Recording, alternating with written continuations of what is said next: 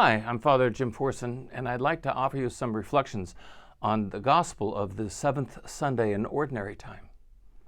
You know, there's this word in English that has two completely different meanings. It's the word cheap. And we know cheap can mean, tight-fisted or stingy. Or cheap can simply mean, inexpensive, doesn't cost us much. There is a way of thinking about grace in just that same fashion. There is cheap grace and there's costly grace. Cheap grace, for example, would be something like, I go into my closet and I see lots of sweaters. And I think to myself, Jim, what are you doing with all of these sweaters? You haven't even worn half of them in years. Get rid of them. So I clean out my closet and I gather up all the sweaters and I take them to St. Vincent de Paul Society or Salvation Army or something like that, and I give them all away. Now, that's a good thing. It's grace. It doesn't cost me that much, though. It's cheap grace. Not stingy, just not expensive. It didn't cost me much. Or, at Christmas time, for example, people give me a mountain of candy. I get all kinds of candy. And believe me, my cardiologist is not pleased. And so what am I going to do with all this candy? So I give some of it away. And so I'm invited to a party. I bring a box of candy with me. And to the musicians at the church, I give them a box of candy and stuff like that. And that's good. It's a nice thing. It's a grace. It's not an expensive grace. It didn't cost me anything. It's kind of a cheap grace, but it's grace. It's good. But then there's the costly grace, the grace that can really be demanding. To forgive somebody that isn't sorry for wounding you, that's a costly grace. Or to be merciful to someone who absolutely does not deserve our mercy at all, that one costs us a lot. Jesus today in the gospel is talking about costly grace. Grace that is very difficult to give.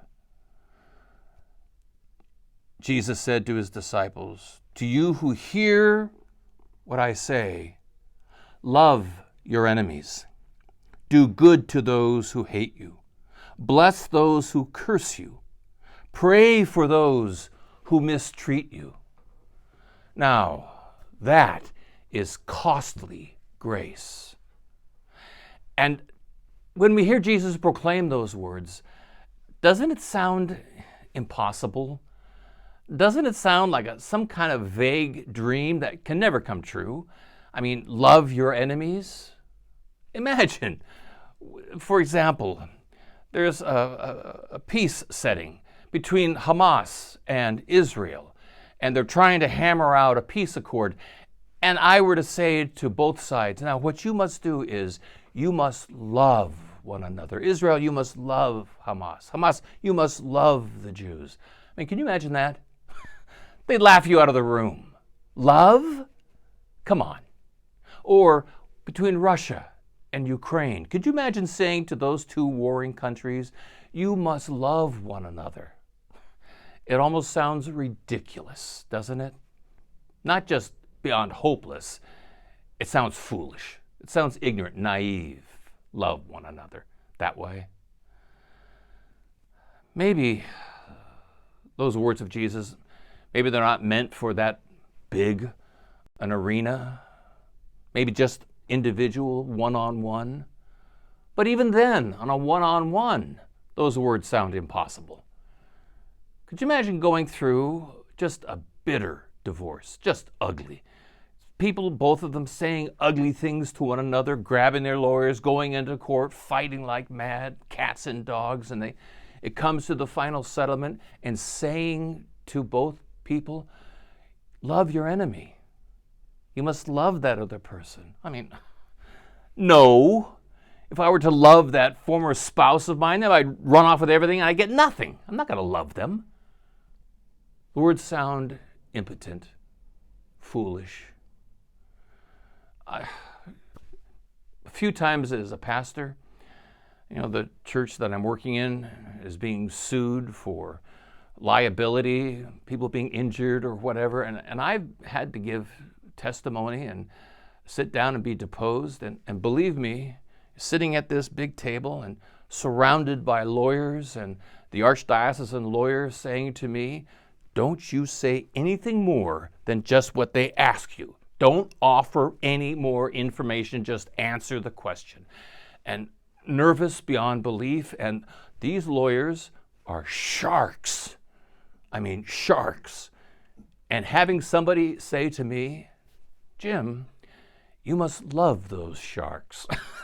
Are you kidding me? No, I'm not trying to love those sharks. I'm trying to avoid being eaten by them. So those words, love your enemy, they can sound so foolish, especially because they were said by a man that eventually would find himself hanging on a cross, abandoned by his family and friends, soon to die, and those words dying with him, they sound so impotent, but they weren't. As we know, as we've heard said before in the church, from the blood of our martyrs springs the faith. And Jesus, his life and his resurrection would lead others to love their enemies. And they did. And all of those disciples were killed for it. And they then led to more disciples, and from that the church was born.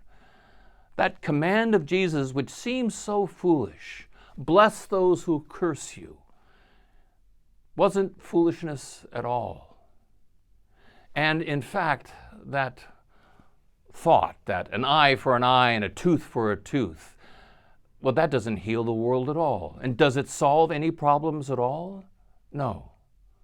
The words of Jesus might sound impractical or impossible, but perhaps that's only because we have never truly believed in or lived by the ethic that Jesus Christ proclaimed. I read a remarkable story about a concentration camp, Buchenwald, that was liberated by the Allies. And after it was liberated, they found a little note stuffed into a wall in the concentration camp. And on it was written these words: "Peace to all men of evil will. Let there be an end to all desire for vengeance and all demands for punishment and retribution. There are already too many martyrs. Lord, lay not their suffering to the tortures charged. Lay not a terrible reckoning from them for their tortures, O Lord. Instead, put down in their favor, the favor of all of these men of evil, the courage, humility, dignity, love, and spiritual strength of others. Let it be laid before you, O Lord, for the forgiveness of their sins. And may we remain in our enemies' memory, not as their victims, not as their haunting specters, but as helpers in their striving to destroy the fury of their criminal passion. There is nothing more than we want for them, O Lord." Now, isn't that remarkable? A man in a concentration camp writing down those words of compassion and understanding and mercy for his captors who tortured and would kill him. Love of enemy? It's not a foolish dream at all. Jesus was not a foolish dreamer, but he did dream. He dreamed God's dream. And God dreamed that the world would one day be as it was when he first made it, a world of harmony, a world of understanding, a world of peace. And Jesus lived his life trying to build that world, and he called his disciples to do the same, even if the price that must be exacted to build that world means to bless those that curse you, to extend mercy to those who are merciless, to love your enemy. That is the path to walk on. Such a difficult path. But that is the path that will renew the world. Little wonder, and doesn't it make sense when Jesus said to his disciples, I am the way, the truth, and the life. Or in other words, walk the path that I walked on. The theologian Marianna Williamson also wrote, may we not succumb to thoughts of violence and revenge today, but rather to thoughts of mercy and compassion. We are to love our enemies so that they might be returned to their right minds. Today, we are called to love our enemies, big and small,